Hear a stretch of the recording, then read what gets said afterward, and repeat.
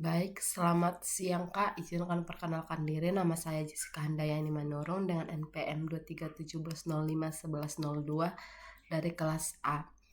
Saya membuat video untuk melengkapi absensi saya untuk pertemuan 13. Pertemuan 13 di sini belajar tentang materi Fuji Logic.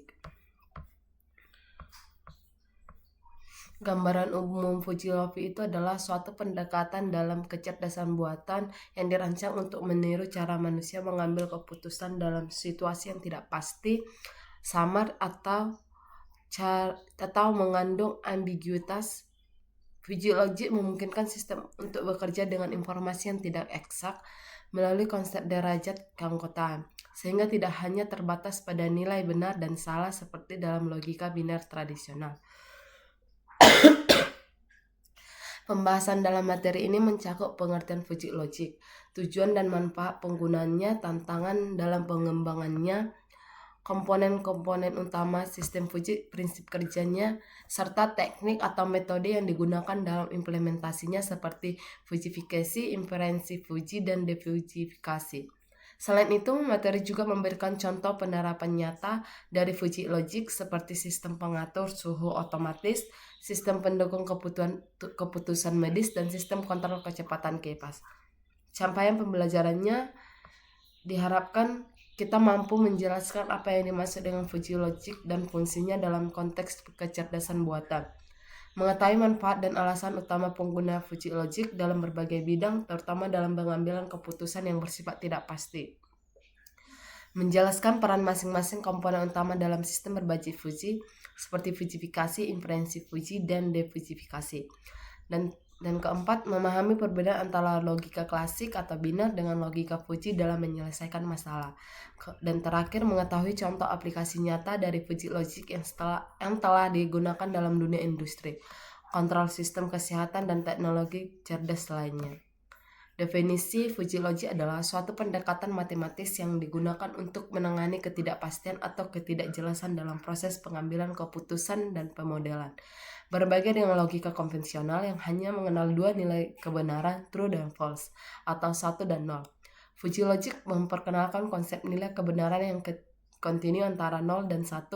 Dengan kata lain, dalam Fujilogic sesuatu bisa benar sebagian atau salah sebagian, tergantung pada derajat keanggotaan suatu elemen dalam suatu himpunan.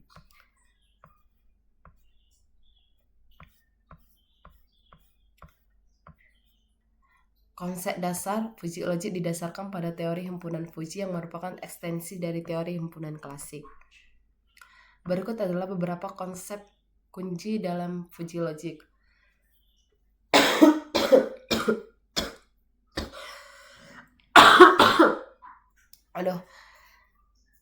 Maaf Kak, suara saya kurang memungkinkan jelas karena saya sedang kondisi tidak sehat. Berikut adalah beberapa konsep kunci dalam Fujilogic. 1. Himpunan Fuji, Fujisat. Dalam logika Fuji, suatu elemen tidak hanya menjadi anggota atau bukan anggota dari suatu himpunan, tetapi dapat memiliki derajat keanggotaan yang menunjukkan sejauh mana elemen tersebut termasuk dalam himpunan. Contohnya, dalam himpunan, tinggi seseorang dengan tinggi 170 cm mungkin memiliki derajat keanggotaan 0,7 yang berarti dia cukup tinggi, menurut definisi himpunan Fuji tersebut. Kedua, derajat keanggotaan atau membership degree. Derajat keanggotaan adalah nilai antara 0 dan 1 yang menunjukkan sejauh mana suatu elemen menjadi anggota dari suatu himpunan Fuji. Nilai 0 berarti elemen tidak termasuk dalam himpunan tersebut, sedangkan nilai 1 berarti elemen sepenuhnya termasuk. Contohnya, dalam himpunan Pan-Pan, suhu 25 derajat Celcius dapat memiliki derajat keanggotaannya 0,9 yang menunjukkan bahwa suhu ini sangat cocok dengan konsep panas. Ketiga, fungsi keanggotaan atau membership function. Fungsi keanggotaan adalah fungsi matematis yang mengukur derajat keanggotaan suatu elemen dalam suatu himpunan Fuji. Fungsi ini bisa berbentuk linear segitiga, trapezoid, Gaussian, atau bentuk lainnya tergantung pada bagaimana suatu kategori didefinisikan.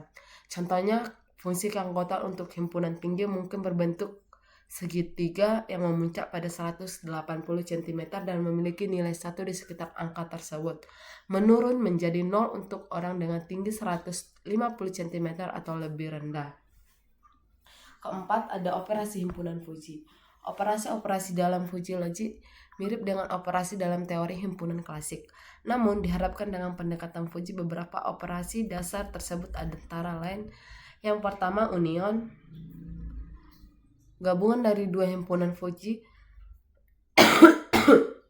menggabungkan elemen-elemen dari kedua himpunan tersebut berdasarkan nilai derajat keanggotaan yang lebih tinggi. Kedua, intersection atau irisan. Irisan di antara dua himpunan Fuji mengambil nilai derajat keanggotaan terkecil dari elemen-elemen yang ada di kedua himpunan. Ketiga, komplemen. Komplemen dari suatu himpunan Fuji adalah nilai kebalikan dari derajat keanggotaan elemen dalam himpunan tersebut. Sistem Fuji digunakan untuk mengembangkan sistem yang dapat mengambil keputusan dalam kondisi ketidakpastian. Sistem Fuji biasanya terdiri dari beberapa komponen utama. Satu, Fuji function adalah proses mengubah input yang berupa nilai numerik atau misalnya suhu, tekanan, atau nilai kecepatan menjadi nilai Fuji. Proses ini menggunakan Fuji keanggotaan untuk mengonversi input yang jelas atau crisp yang menjadi nilai Fuji. Contohnya, jika inputnya adalah suhu 28 derajat Celcius dan fungsi keanggotaan untuk suhu pan-pan memiliki derajat keanggotaan 0,8 pada suhu 28 derajat Celcius, maka suhu ini akan diterjemahkan menjadi nilai Fuji pan-pan dengan derajat keanggotaan 0,8.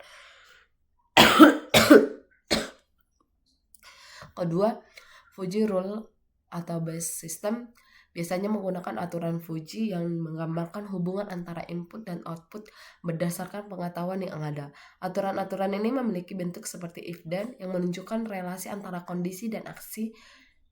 Contohnya, sebuah aturan Fuji bisa berbunyi if suhu adalah pan-pan dan kipas berputar sedang, yang artinya jika suhu berada pada level tertentu, misalnya 28 derajat Celcius, maka kipas akan berputar kecepatan sedang.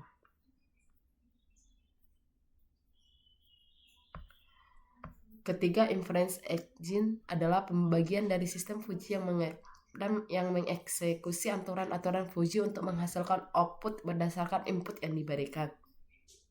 Di sini mesin inferensi mengolah informasi dari aturan yang relevan untuk menentukan output yang paling sesuai. Contohnya, jika suhu yang diberikan adalah 30 derajat Celcius dan aturan pertama menyatakan suhu 30 derajat Celcius adalah pan-pan, maka mesin inferensi akan memilih aturan yang sesuai dengan mengarahkan sistem untuk menyalakan kipas dengan ketentuan tertentu. Keempat, diffusion. Setelah proses inferensi selesai, hasil yang diperoleh masih dalam bentuk Fuji, yaitu dengan derajat keanggotaan yang tidak pasti. Diffusion adalah proses mengubah hasil Fuji menjadi nilai yang lebih konkret untuk digunakan dalam sistem nyata. Contohnya, jika kipas diatur pada derajat kecepatan sedang dengan derajat keanggotaan 0,7,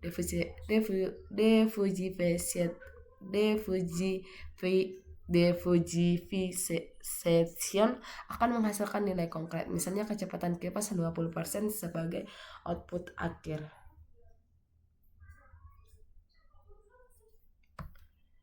Keuntungan dan kelemahan Fuji Logic. Keuntungannya, satu, menangani ketidakpastian yang sangat efektif dalam menangani masalah dan ketidakjelasan yang sering muncul dalam dunia nyata, di mana informasi tidak terlalu tepat atau lengkap. Dan kedua, mudah dimengerti dan mudah dibuat berdasarkan cara berpikir manusia yang lebih natural dan intuitif, sehingga mudah diterapkan dalam pembuatan aturan yang sesuai dengan pengetahuan praktis. Keempat, fleksibilitas. Fuji Logic dapat diterapkan dalam berbagai aplikasi, mulai dari kontrol otomatis, sistem rekomendasi hingga gambar dan suara. Keempat, meningkatkan kinerja sistem. Dengan kemampuannya untuk memodelkan sistem yang lebih fleksibel, Fuji Logic dapat meningkatkan kinerja sistem pakar dalam mengambil keputusan. Kelemahannya satu, kompleksitas sistem. Meskipun sistem Fuji dapat sangat fleksibel, mereka bisa menjadi rumit dan membutuhkan banyak aturan untuk menangani sebuah kemungkinan, dapat membuat desain dan memelihara sistem menjadi lebih sulit. Kedua, kurang tepat untuk masalah yang pasti. Untuk masalah yang sangat terstruktur dan terdefinisi dengan jelas, Fuji Logic mungkin tidak memberikan keuntungan besar dibandingkan metode konvensional yang lebih pasti. Ketiga, pemilihan fungsi keanggotaan. Pemilihan fungsi keanggotaan yang lebih tepat bisa menjadi tantangan jika tidak dilakukan dengan benar. Hasilnya mungkin tidak optimal atau tidak sesuai dengan ekspektasi. Aplikasi Fuji Logic. Fuji Logic banyak digunakan dalam berbagai bidang aplikasi. Beberapa contoh aplikasi utamanya adalah 1. Kontrol otomatis. Fuji Logic digunakan dalam sistem kontrol otomatis seperti dalam pengendalian suhu, kecepatan kipas, pemanduan kendaraan otonom, di mana keputusan harus diambil berdasarkan data yang tidak pasti atau kabur. 2. Sistem rekomendasi. Digunakan untuk membuat produk atau konten berdasarkan preferensi pengguna yang bisa sangat subjektif dan kabur. Pengelolaan citra dan suara.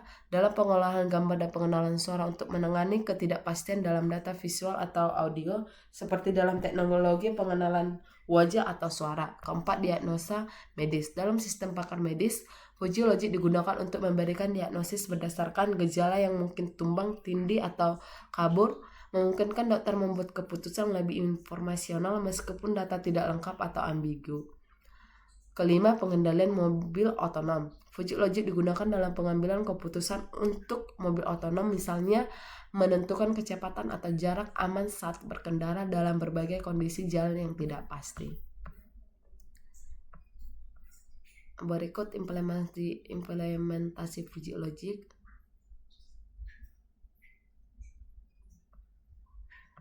NumPy digunakan untuk operasi matematika dan array. Matplotlib Payload digunakan untuk menampilkan grafik fungsi keanggotaan Fuji opsional atau visional.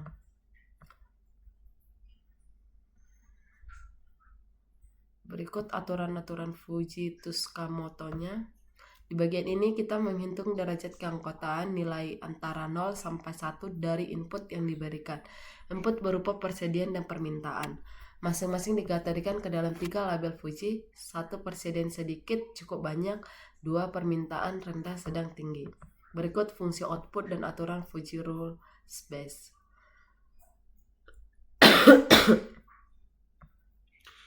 Fungsi prod sedikit, prod sedang, dan prod banyak menghitung output produksi berdasarkan derajat keanggotaan. Metode Tsukamoto, setiap aturan menghasilkan satu nilai output crisp-jit. Min digunakan karena operator N dalam Fuji minimum.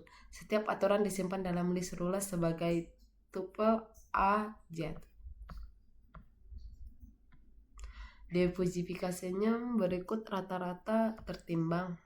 A adalah derajat kebenaran dari rule, Z adalah output dari rule tersebut. Jika semua sama dengan 0, tidak ada rule aktif, hasilnya default ke 0. Visualisasinya, aku tidak mengikutinya tadi. Menampilkan grafik fungsi keanggotaan Fuji untuk persediaan permintaan produksi. Jika ditampilkan garis vertikal, merah atau hijau, untuk menunjukkan input dan hasil outputnya. Dan berikut pemanggilan fungsi dan output final. Fungsi Fuji Tsukamoto akan melakukan fujifikasi, menentukan aturan yang aktif, menghitung hasil produksi dengan metode Tsukamoto, menampilkan grafik jika tampilan grafik true. Baik, berikut video saya tentang melengkapi absensi materi responsi AI saya pertemuan ke-13. Jika ada tutur kata yang salah, mohon dimaafkan. Terima kasih, Kak.